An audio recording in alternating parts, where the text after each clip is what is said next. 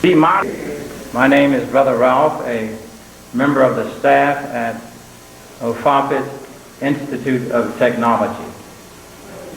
The institute is located at 205 Seaman Neck Road, Dix Hills, New York, zip 11746.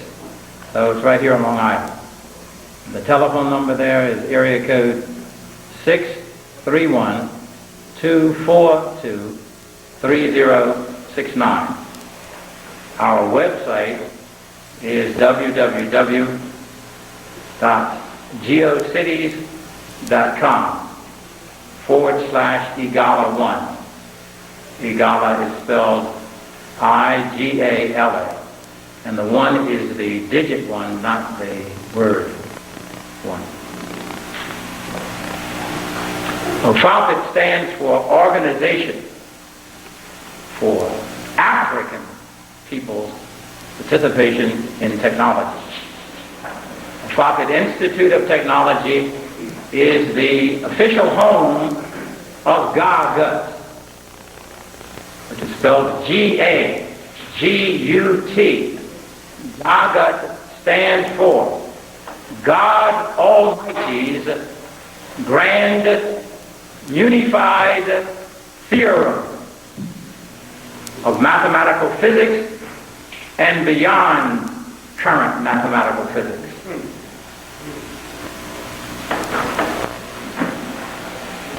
Okay, as indicated before, it is a theorem, not a theory. What do you mean by a theorem?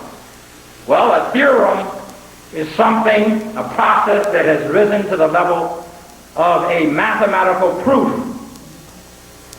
That is, a theorem provides a mathematical basis, in this instance, for a grand unified field, to use the term in the usual sense, theory, or the theory of everything.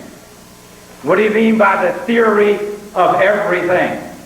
We mean that the present physical cosmos in which we function is driven by essentially 4 different types of motion.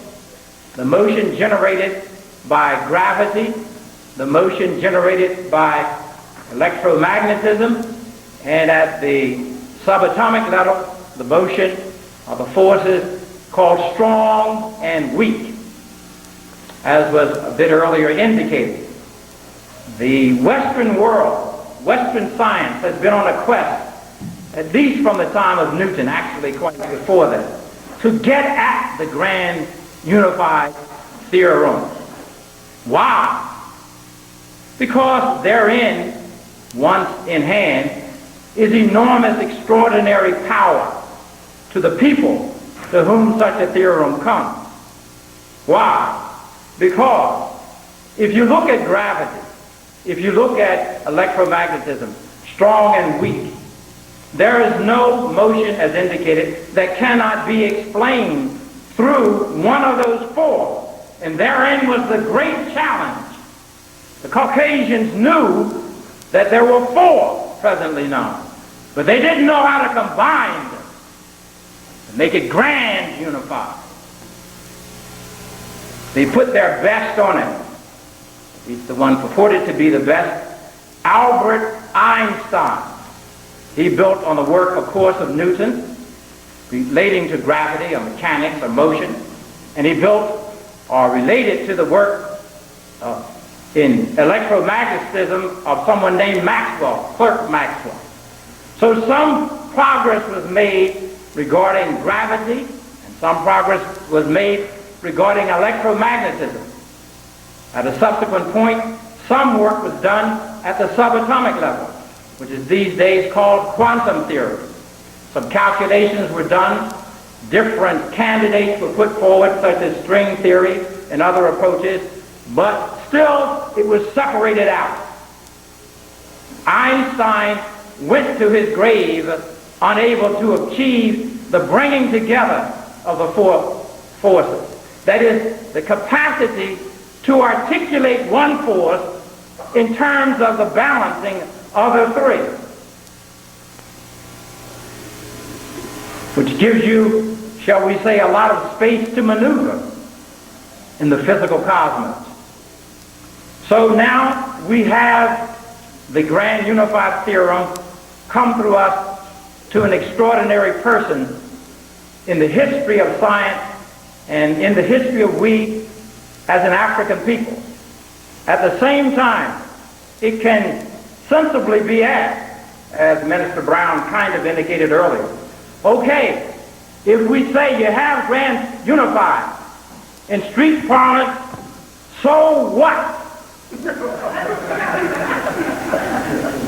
Meaning, what can you do with it? Good question. Good scientific question. And in the tradition of questions, allow me to ask a few.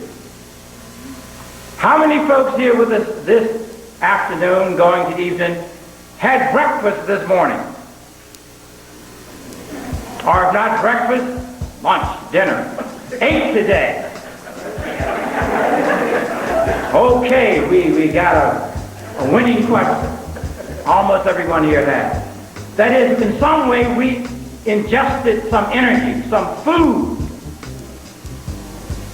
And if we did it in the traditional American way, we may have had some Kellogg's cornflakes or Post Raisin Bran or General Mills Cheerios. The point is that if we had food in America, there's an excellent chance that that food came to us from some of the agricultural giants, as was just indicated, or perhaps ADM, Arthur Daniels Midland, one of the top processors of food in the planet. And how do they get to have food in such quantity and process it with such precision that they feed the world, including us at this point?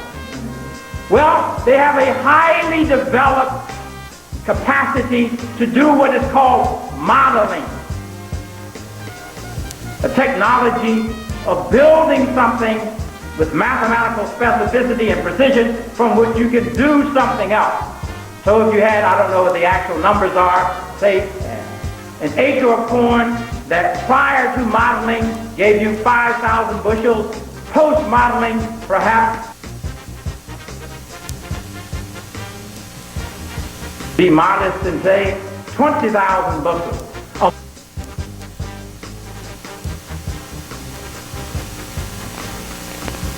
Mathematical physics, what?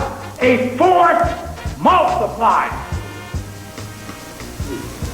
5,000 to 20,000. How many folks with us here in this gathering drove themselves here or came by train? Okay, let's say you drove yourself here in a product made by Ford or Chrysler or General Motors or Nissan, and say your particular car has 200 horsepower.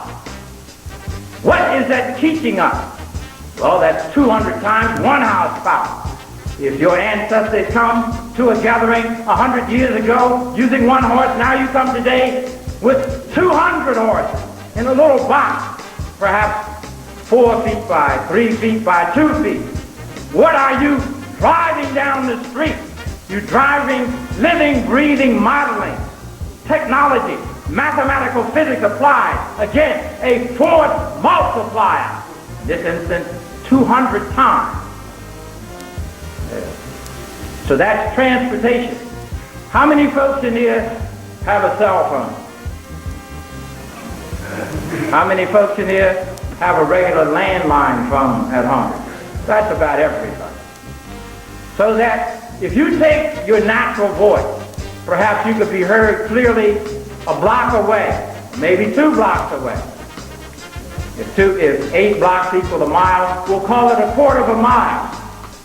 And on the weekend, perhaps without even cost directly, you can, with a cell phone, call to, say, LA, 3,000 miles away.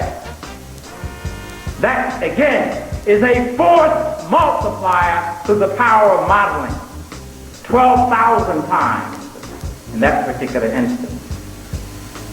With Gagut, God Almighty's grand unified theorem, we go to another level.